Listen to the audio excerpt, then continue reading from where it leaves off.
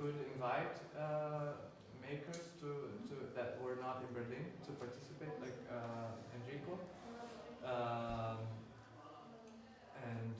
So two of the makers of the films from tonight are here. Enrico is from Golden Temple. Pavlos is from We Don't Like Samba. And then because they touched these subjects, we decided to invite Moana too. She's from Rio, an activist and an artist from Rio de Janeiro. She will explain, that's why we have the beamer here, she will explain the projects that they did in Rio before the World Cup, and actually way before the World Cup. But it fits in this context because we didn't want to just talk about the mega events and the impacts, but also the response of the population, like them, what they did in using media, using film to oppose to this farce, or not to oppose, but to expose the hidden parts of these things. So I'll just pass it to Moana, and she can explain a bit of their work, and then we can talk about what you felt about the films. And my work together with the collective Projetação, we showing these images is like a kind of cartography, pointing out some of the resistance movements that are taking place at the moment.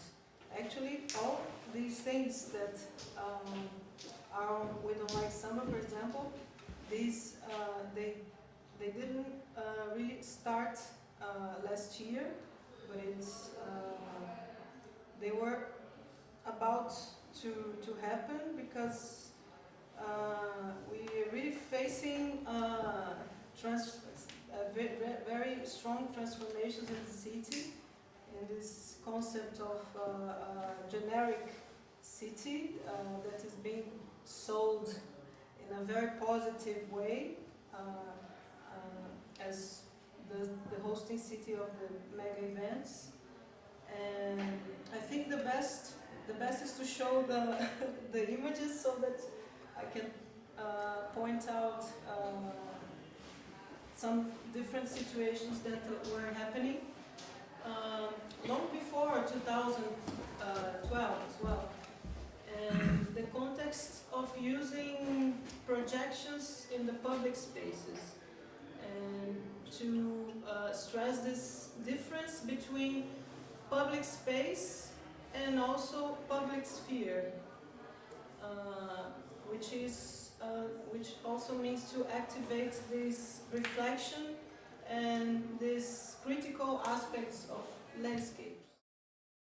This is a work that we did in the Catumbi cemetery, and it's kind of an irony about this revitalization project that is also has to do with this social cleansing. The question is, why talk about revitalization if we are alive and there are people living in those areas and they are being removed from these areas, so that big museums and corporations take their place. Which projects are still existing, are still running? Starting from the first one, the museum and so on. Is it still there? Is it empty now? What does it look like today? Well, these projects are still going on because of the Olympic Games, actually. Most of the removals, they have more to do with the Olympic projects than with the World Cup. And the Olympic Games are going to happen within 2 years.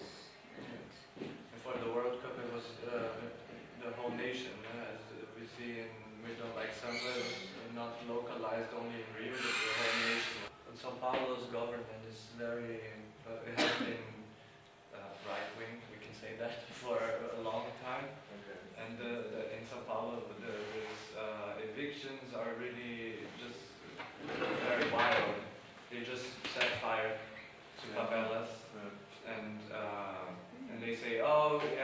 safe here anyway, so everyone has to move. And then 1 year later or 2 years later comes like global television, a big building where the favela was, and it's like so evident, but the most of the population, they don't see it that way. And now with the World Cup and all of these events, the population started realizing more and more what all these fires were all about, and that it's actually caused, not accidental, as Talking they about say. fire. Yeah, Like this is- we just had this here in Kufi, no? yeah. Like the whole situation changed a little bit. It was not like this violent mass protests anymore. It was like more like kind of these actions, like informative things going on. And do I get it right? Oh, yeah, repression and negative feedback by mainstream media, attacking especially the black blocs and arresting activists. It really made a difference. Last year, lots of people were on the streets just because they didn't like the president, and just because they were criticizing the corruption. But these contexts, these contexts gathered lots and lots of different social movements that already existed, but the starting point was the riot about the transportations. Fees. Yeah. Increase of Yes. the other increase of the. And then it became bigger and bigger, and there was a lot of repression and lots of. I think that we don't like Samba. Is a good. Official document from the police that was leaked to somehow, and it said that if there are demonstrations against the World Cup confined to like black bloc activists, then that's relatively easy to control because the police is like very well equipped. But they're really afraid that the World Cup might be cancelled because of the social struggles that were developing, and that was a kind of difference. So we thought, okay, for the first time in history, there's a possibility that the World Cup would be cancelled. This like huge event that has been propagated everywhere because of social struggles, and that's how we ended up like looking as far back as we could, basically, about the struggle against the increase in bus fares. And what happened is like people realized at the level of production or economy, let's say, people realized that they had a very good advantage to push for their demands in face of the World Cup. Because what was shown in the film, like the Garis who went on strike, the garbage workers of Rio, they went on strike outside of the union because the union kind of betrayed them, by threatening that they would go, and they did actually go on strike during the carnival.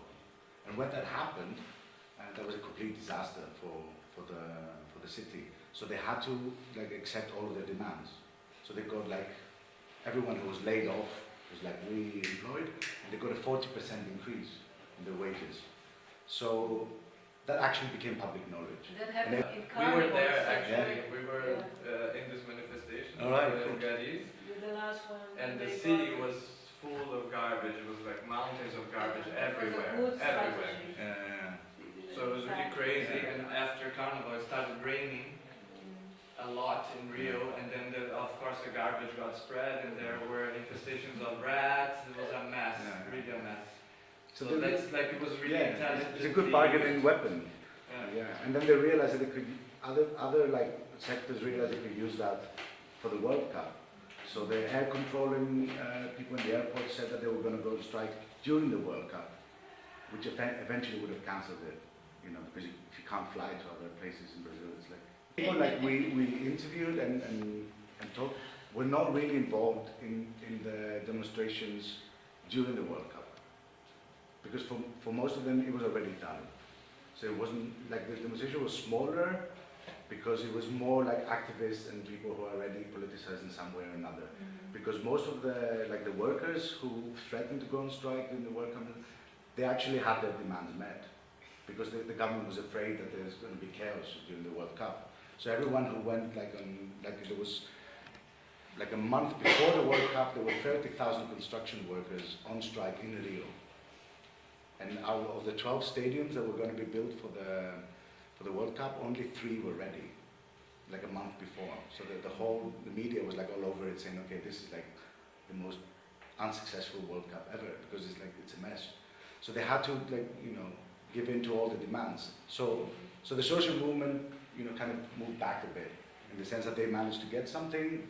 So the point for me is that, for example, the Brazilian situation is so overwhelming in informations, social struggles. Brazil is 200 million inhabitants.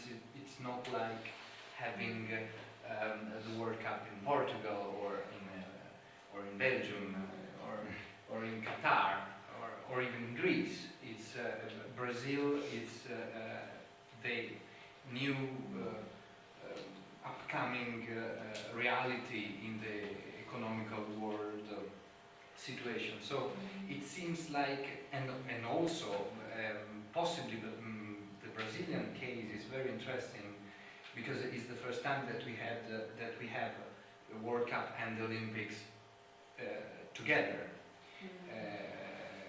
At least it's the first time in the last maybe 20 years or 30 years after the fall of the wall of Berlin. So a new world. Now we are in a new world. We are not in the 20th century, because the World Cup is from the 20th century. It's something from the 20th century. The Olympics is something from the 19th century. So we're talking about a new situation. In Brazil is very exploding everything. So, and you are from Brazil, and of course you know more. You are more attached, also emotionally.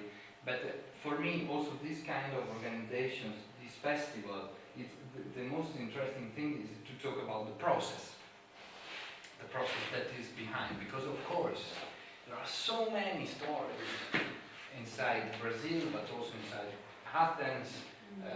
For example, don't get me wrong, maybe it's not the truth. In Athens, the Olympics caused the fall of also the Olympics. not really, but Participated in the collapse of. no, Participated. not really. But it's a big discussion. But After we can also show movies. At least participated. I mean, the actual debt that was accumulated because of the Olympics was irrelevant in terms of the debt that caused the collapse of the Greek economy. So it's just. But it was an indication. It was an expression of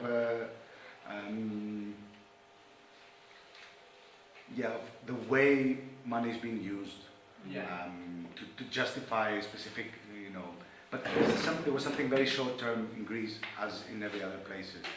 But in Greece, didn't have the ideology of like going for the future. It was like, okay, quick money for everyone for a year, and that's kind of it. Whereas in the other countries, this is, it's going to be like long term. Like in London, this is like, the whole area is going to be regenerated. So every case is very different. So, But what are the logic is the same, but it didn't actually contribute to the collapse of the economy. But but still, you are from Greece, and of course you know better than I do. not necessarily. But, I don't know exactly where is the stadium, so I don't even know if the stadium is right or not right, or maybe the stadium was already an old stadium that was just refurbished, or is now a new stadium. So it's very difficult to speak about the culture of someone else, because I was in Brazil and I was in London, and but I don't know 100% and even 5% 5% of the situation that I met there. And even if I'm working about the exposition in Milan for next year in Italy, and I'm the only Italian here, I don't pretend to know the situation more in Milan. So I will put more problem. We have this tendency of thinking in Italy that is called problematicism. I will put the whole thing in a more problematic way. And it's not an intellectual thing. I think the whole process is very organic. It's like one human being has got a problem in one leg, a problem in one hand, and then maybe the other day is very strong, and then the other day is depressed, and then 2 years later is very successful. So I think the process is very organic.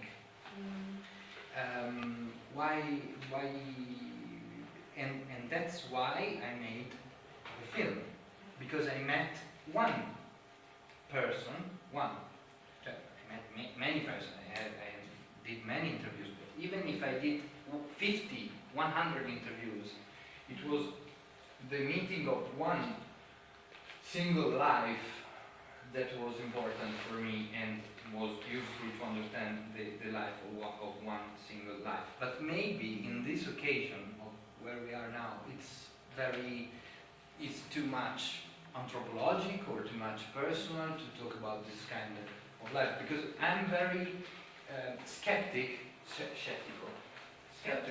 I'm very skeptical about being able to speak about the whole situation, the whole process. I can speak about my experience. Gilles Deleuze, a French philosopher, used to say, and I need to say this because I feel it's quite appropriate. He used to say, there is no objectiveness. There is no objectiveness, never. The more objectiveness that we can reach is our subjectiveness. I don't know if you do agree, but I do agree with this quote. Our subjectiveness is the most objective thing that we can have. And he said this. For me, talking about London was organic, because I was going to live there, and the monster was growing fast in this area. Why I was in that area? Because, as I said before, we had a discussion before, because my father said there are the Olympics in London. Maybe for me it was even boring to talk about the Olympics somehow. But he said, you're going in the year before the Olympics. You must do something about the Olympics. And when I've been there, I took my bicycle and I went to this construction site, and 3 days later I was inside the life of someone that was living the Olympics on his own. And he became a friend, and I was living with him his emotions. So, are you talking about the boat guy? The guy in the Mike, yes, okay. the guy, yeah. But Mike can be someone else. Yeah. I'm just saying that it's very, very difficult for me to speak about the process, because you will never know.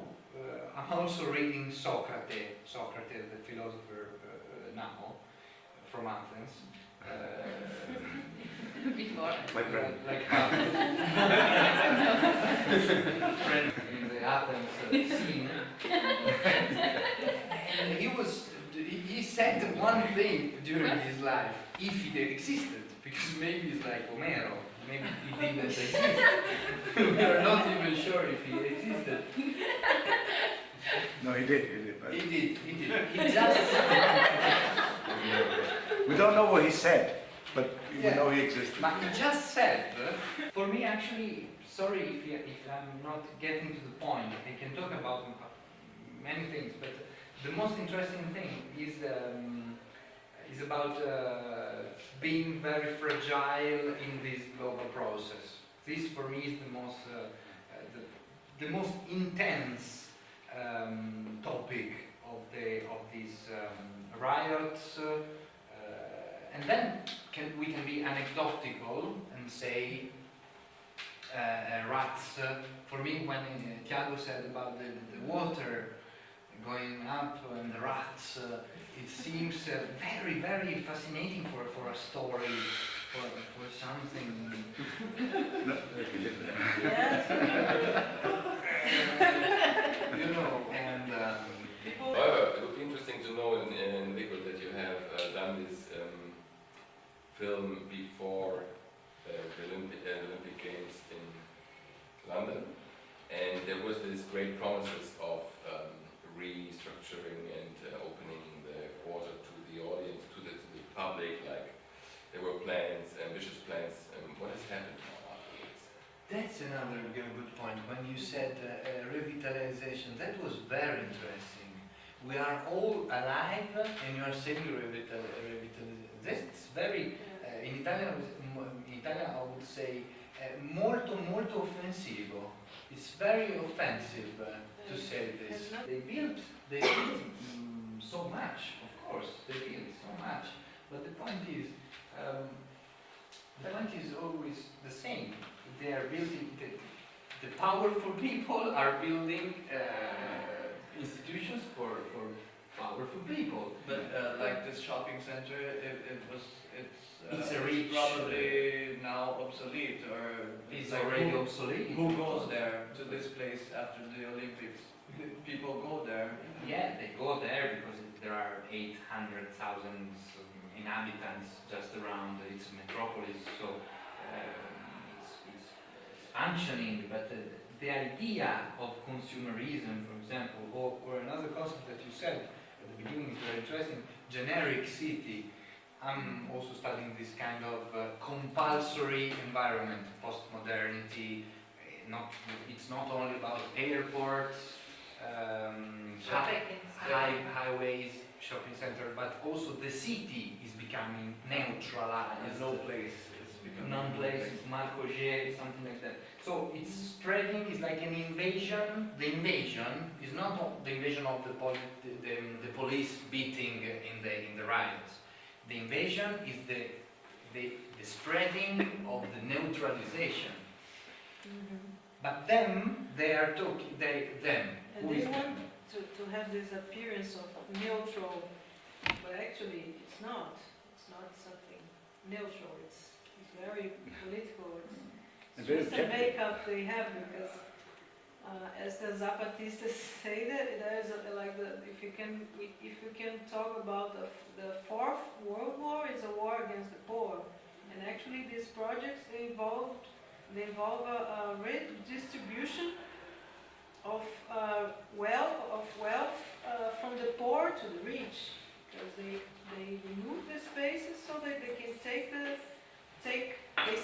take back territories in the favela. But actually, when the drug traffic enter the favela, it's like the capital entering the favela, and it's like the role that the black people all over the world has to play.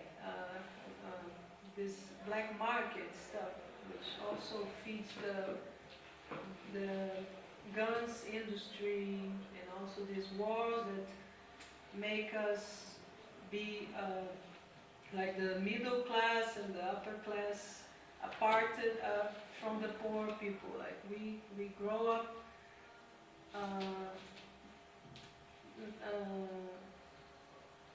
far from the favelas. Favelas like a terrible place, a dystopian.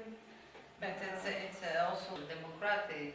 I mean that the creation of the middle class, which is a class that wants to consume, have comfort, and have display. But the problem is now with the crisis, the financial crisis. Middle classes are threatened, or they are disappearing in Europe. The middle classes, they are. Well, I don't know. In Greece, for example, the middle class is away, and then Spain, and maybe. Well, it's funny to see how the big capital or investigation play on the development of the third world to hope that there will be a middle class in Brazil, Africa, and to keep on consuming. But in the old European world or in America, with the steps system, the middle class is almost that's at one. This is the way. So social welfare state is also totally dismantled. Yeah. So we have a process that the middle class is growing in countries in development, and not on the contrary, middle class in Europe and America, North America is falling down. So it is a play at a global level. Yeah, but even the growth of the middle class in Brazil, this is not really true, because what they measure, how they measure middle class or lower classes, if the person has a flat screen TV at home and or something, but they made the interest for people to buy everything in like 7 years, buy a flat screen TV in 7 years, and then you have a flat screen TV. That doesn't mean you're not poor, because you're in debt now. You're poorer actually, but you have a flat screen TV, and then they say the middle class in Brazil is growing. It's not only about the middle classes. I mean, I have been studying the development of universities, and I encountered a very interesting term that is now applied to universities, and that has before been observed in the cities, in the old cities, for instance in Florence or in everywhere, and the term is mallification. It's very interesting that we are losing the cities, and it's not only the poor who lose the cities, everyone loses the cities. And I would say that we have lost television as a public channel, and we're about to lose internet as a public channel. And the cities are also lost. That means that you have the city centers, especially in old places, like in only old centers of cities in England and Germany, everywhere, where the central streets are no longer accessible for ordinary shops, for people who live there, but there are the chains like Starbucks and so on, and fashion shops and so on. And this thing is now, well, this is just a side that it's happening to the universities too, but however, the city is getting lost. Today I read that the Tacheles, the cultural center at Bogotá, has been resold.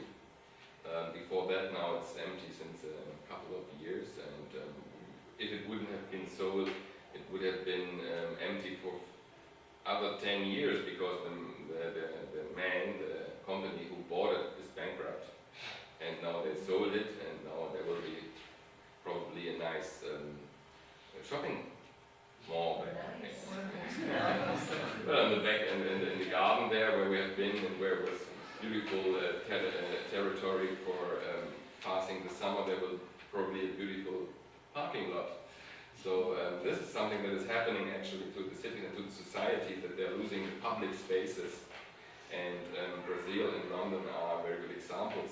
And these big events are a very good method to cause radical changes in a shorter time than you need when you go through all the gentrification process that would be occurring normally in this case. And that's an important thing that I observed also. That's why I was curious what happened in London. I mean, these sports places were supposed to be made public, no? And did anything happen in this regard? Yes, it happened, but anyhow, not because of the crisis, because London is very, very powerful, and there is something more to say, because London was the only city that was able to guest the games during that period, and also London has the role of the city to guest this kind of mega event in all the 3 different moments. It was 1908 when there was an earthquake in Italy. The games used to be in Rome, but we had an earthquake, so London did the emergency games in 1908.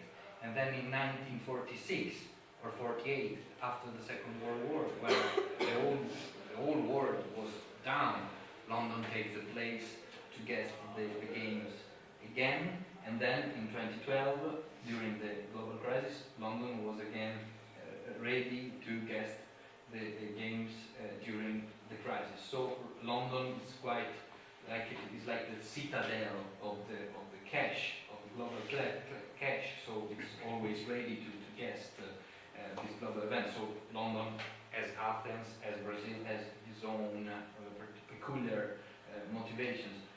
The stadiums, even if they are public, there is no power to fulfill a stadium of 80,000 people every week with all the facilities. So it's very problematic.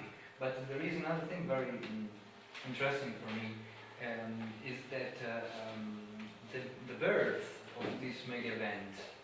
When de Coubertin started the Olympic Games in 1896, at the end of the 19th century, he was part of a group of masonry, of a lobby. He was part of a lobby, and this lobby, this is a theory, it's not my theory, it's a theory. This lobby decided to create this new mega event, the Olympic Games, exactly for the purposes of the economic system and to develop the city, to move money for a capitalistic reason. The weird thing is that they decided to use sport as a neutral thing, as a neutral vehiculation to be okay with everyone, because they say we are doing the Olympics, and so everyone is fine with the championship, the gaining of the nations, the challenge, the everything. But they decided on, this is a theory, on purpose to recreate this mega event from the beginning. So we are talking about when we say Dream the World Cup is a fake. Yes, it's a fake from the beginning, I would say. It's a fake from the beginning. It's not a fake in Brazil in 2014. It's a fake from the beginning. So the fighting, these discussions, riots, movements, I think should be orientated in a fighting not against the World Cup or any peculiar event, but to the system. It's the system, it's not the World Cup. The word, the etymological heritage of sport is in between Spanish deporto, desportif. It means sport, because it's very weird, the etymological origin.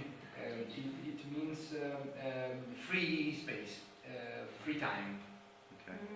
So maybe not leisure. Deporto is diporto.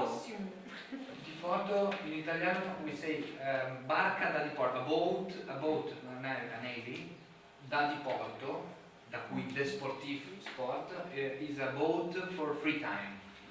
So I think it's related sport, it's completely embedded in the concept of bourgeoisie, of free time.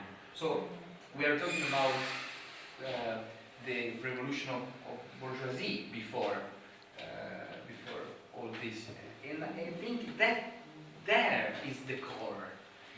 But a very beautiful moment in the Samba film is when during the Brazil Urgenci transmission, the transmission that you put, there is this man talking, and he asked to the audience, how many? What do you think about the protests? What do you think about the protesters? Do you support them? Is it okay or not? and there is, while he's speaking, there are the numbers, and the alternative, the number is winning, and he's trying to say, no, maybe I did the wrong question. What do you think about violence in this protest? And it's still... That is a very evident, that's the evidence of a victory of the people, of a victory of the media, for example, of the film, also of the journalism or something. He is completely lost in his opinion, and that for me was a great part of the film. That's talking about the process. That's a nice thing about your film too, because it's also like a collection of material from other filmmakers or video makers, which I find very interesting. It's kind of like a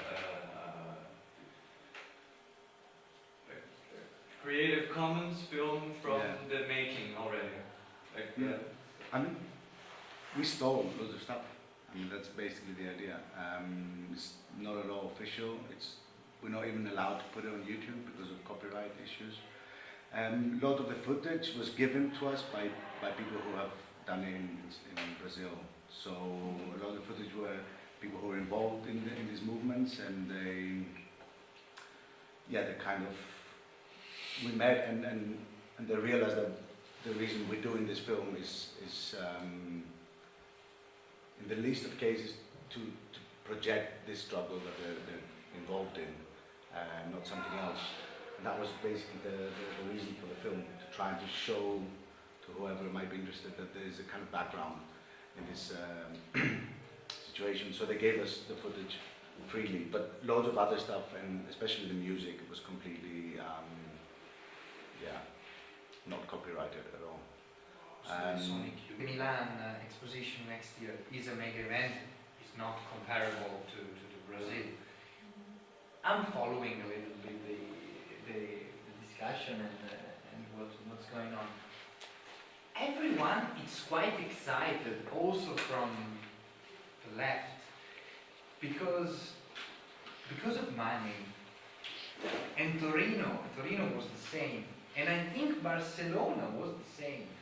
When we have mega event, but in a, let's say, in a good situation and not in that big global scale, these kind of cities, not that big, the whole left part of Milan is working well paid to do graphic, to do film, to do documentary, to do very alternative things. So this is very, very weird. Very weird. I think it's interesting. Like, I was thinking when I was watching your film about London, and then I was thinking about the Samba thing, and maybe someone could make this comparison. There's all these interviews of people who are expecting like a mega event to happen, and at some point they kind of realize that this is probably fucked up. Yeah. But it's very possible that a while before the work actually started, the same people could have actually voted for something like that to happen, And it's the same thing in Brazil. We kind of see it in a couple of scenes where people said, yeah, when the World Cup was, taken in Brazil, and we were all very excited. It's going to create jobs. I don't know, all this abstract kind of, money is going to come through, whatever, for some reason. And it's always the case. Yeah, it's always the case. Like Barcelona, Athens, whatever. Even if you go further back, in any kind of major event, there's this idea that somehow there's going to be money flowing around, and if you manage to get connected in a proper way, then you may come, you do well. Yeah, money flows but, for a short time, but after it left social ruins. So because it destroys also a lot of things in the city, it destroys also. There is also Berlin is applying for Olympics, and I think the people have to fight because but if Berlin will be the Olympic city, that will be also a good the opportunity to make the city clean. Really, the mega events are not only mega events for, well, okay, the speculation, gentrification, but it's also population control. The idea of the right to the city, there is no right to the city. There are only flows of people that should be from the shopping center to their home, and to be there is the public space, the free public space doesn't exist anymore. But when did it exist? That's my question, like from the beginning. Did the city ever belong to us? I don't really understand this kind of contradiction. But the Agora, 3,000 years ago. Come on. Yes. I mean, it's like today, I mean, really, does the city belong to us? Well, Before a mega event. I mean, the mega events just accelerate the process which is already there. And that's what I was trying to say before, that people vote for something that eventually becomes something bad, because there's not this consciousness from any of us. I'm not saying I can speak I guess there are levels.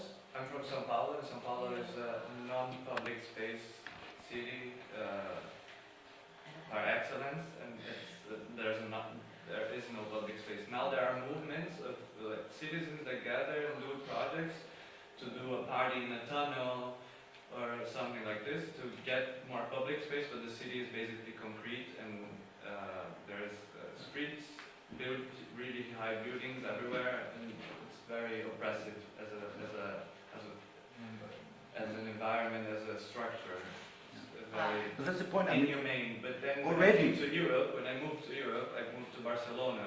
Barcelona was really, I felt really free then, and I felt the public space really strong. And then the police cracked down on the public space. When was that?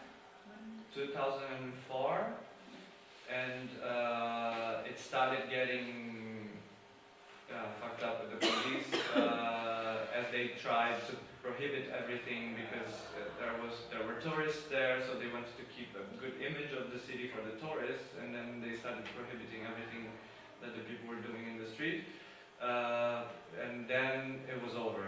Everybody moved out. With the crisis especially, everybody started moving out of Spain in general. But all my friends that were there and were foreigners, they started moving out when Barcelona started prohibiting everything. And then the public space is really reduced now, because you don't feel comfortable anymore in the public space in Barcelona to do stuff, because it's just forbidden. No, it's different. We kind of generalize. In Barcelona now there's demonstrations against tourists, because it's like 20 tourists per citizen coming each year to Barcelona, and people feeling uneasy about it. There are some new documentaries about Berlin with the same phenomenon with tourists.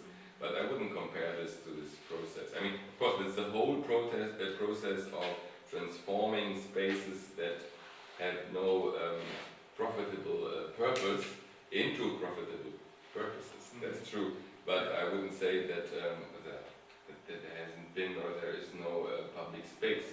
There's happening something to it, and there are worse places like Sao Paulo, I suppose, and there are better places like Bologna. And it would be very difficult to transform the whole inner city of Bologna into a shopping mall, because I mean it's built in a certain way.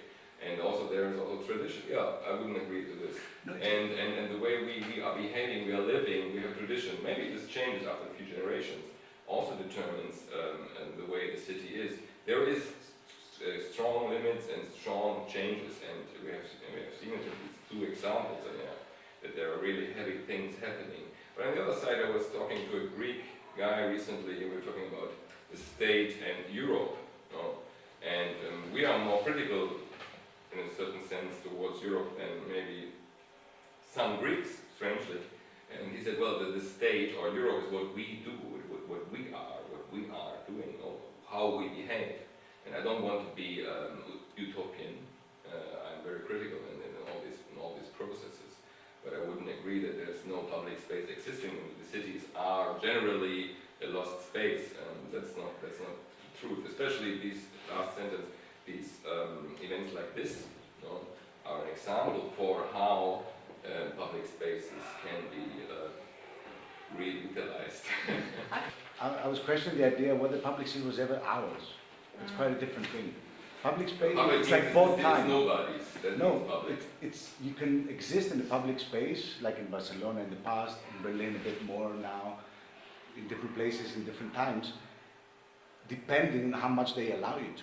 Because when it is decided that property, relations bring up the prices, That's an true. area changes like that. It doesn't need anything else. That's true. Because there's this undercurrent of property relations that you cannot fight against.